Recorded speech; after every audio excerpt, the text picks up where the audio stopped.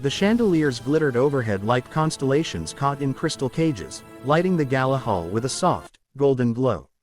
Everywhere, polished marble gleamed beneath expensive shoes, waiters glided like silent shadows with silver trays, and the air hummed with the low laughter of the elite.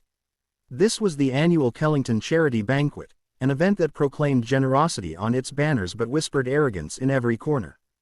And near one of those corners, quiet and nearly invisible, stood Evan Hale. He looked impossibly out of place, which was exactly what he intended. His plain black shirt clung to him slightly, sleeves pushed to the elbow, dark jeans worn at the seams, and shoes that had seen better days. His hair was tidy but unstyled, and he carried himself with the kind of stillness that made others overlook him rather than approach. People swept past him without a second glance, their perfumes mixing in layers, jasmine, sandalwood, rose, musk, creating a cloud of scents that didn't quite reach him. Evan preferred it that way. Observing without being observed was a habit he had never outgrown. The event had cost millions to decorate, host, and publicize. What the guests didn't know was that most of those millions had quietly come from him. Hale Global, his empire, had been built from nothing but relentless determination and years of sleepless climbs. Yet the title, Billionaire, meant nothing to him when it came to these charity gatherings. Masks, vanity, hypocrisy, he wanted to see past all of it. That's why he came every year disguised not as the owner, not as the benefactor, not as the untouchable magnate, but as a volunteer who looked like he wandered in from the street. Tonight, he was watching. The clinking of glasses formed a delicate rhythm across the room as donors congratulated themselves for their generosity. Conversation sparkled with empty flattery, the kind that left a bitter aftertaste. Evan listened from his post near a supporting pillar, scanning faces, noting behaviors. He saw a man joking about poverty seconds after pledging money to fight homelessness. He saw a woman comparing orphanage donation receipts like trophies. He saw charity used as social currency, and it bothered him more than he ever admitted. He had grown up in a cracked world where charity was not something written on glossy brochures. It was a neighbor sharing half a loaf of bread or a stranger helping shield him from a drunken fist. Those memories lived under his skin, shaping the sharpness in his eyes even when he stood quietly. His attention shifted as a burst of laughter rippled through the room, laughter too sharp, too cruel to be innocent. 4 young elites, all glittering in designer clothing, moved like a pack of predators through the crowd. At their center was Victor Kellington III, grandson of the founder and self-professed heir to the family's influence. Victor was handsome in the way polished stones were, expensive but cold. He wore arrogance like an expensive cologne. His hair was slicked back perfectly, his bow tie knotted with precision, and his expression carried the effortless entitlement of someone who had never heard the word no. Victor's friends trailed after him, whispering, sipping, watching for entertainment. Their eyes caught Evan. "Look," Victor murmured, lips twisting. "Charity must be desperate." They invited a janitor. His friends snickered as though he'd delivered a masterpiece of wit. Evan remained motionless. He had heard far worse in boardrooms while wearing suits that cost more than Victor's entire wardrobe.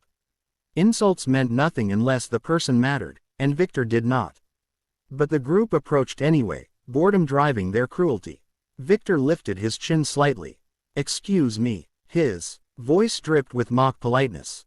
"Staff usually stays in the back. You're ruining the atmosphere out here."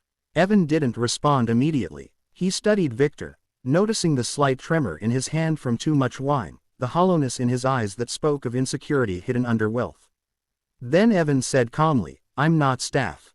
Victor laughed, loud enough to draw glances. "Oh, so you're lost. That makes sense." A girl in their group, tall, sharp-cheeked, wrapped in a dress worth more than some cars, tilted her head. "You look like you wandered off a construction site." "That shirt," another chimed in, wrinkling her nose. "Did you buy it from a thrift store dumpster?" Evan inhaled slowly, letting their words pass through him like wind. He had learned long ago that reacting gave people power. Silence, on the other hand, unnerved them. "Are you ignoring us?" Victor asked, raising a brow. "No," Evan said, his voice low. "Just not interested in this conversation." Victor blinked, then smirked. "Hear that? Not interested. That's adorable." He stepped closer, crowding into Evan's space. You know where you are. This is my family's gala. My world. You're a ghost here. Evan's jaw flexed slightly. Everyone has a place, Victor. Even you. The subtle defiance sparked something reckless in Victor. Ego didn't take lightly to being challenged in front of an audience. A few nearby guests had turned their heads, sensing tension. Victor lifted his wine glass, swirling the liquid inside. The ruby-red swirl caught the chandelier light like a warning. "Let me help you remember your place," he said softly. Before anyone could react, Victor tipped the glass forward. Wine cascaded over Evan's chest in a slow, dramatic spill, soaking his shirt immediately.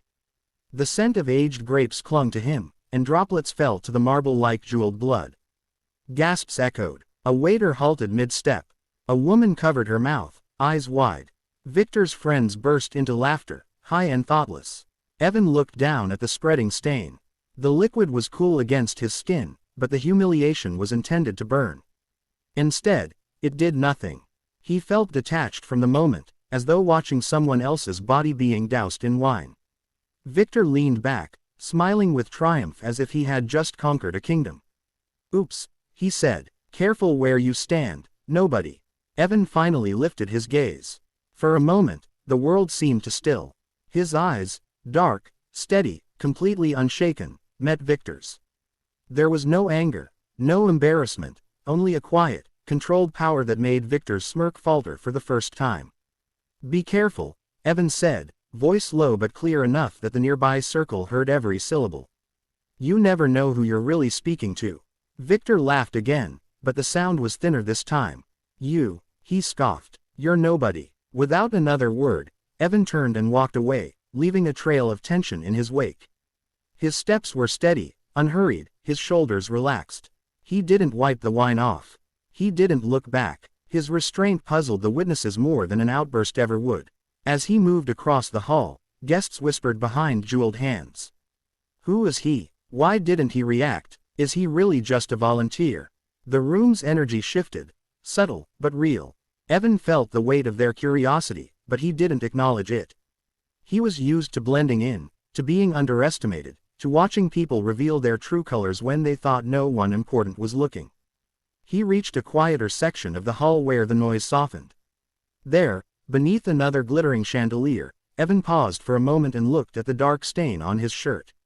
The wine clung to the fabric in an ugly splotch, but he wasn't thinking about the mess. He was thinking about the kind of world where people like Victor thrived unchecked. He was thinking about how many times arrogance disguised itself as power.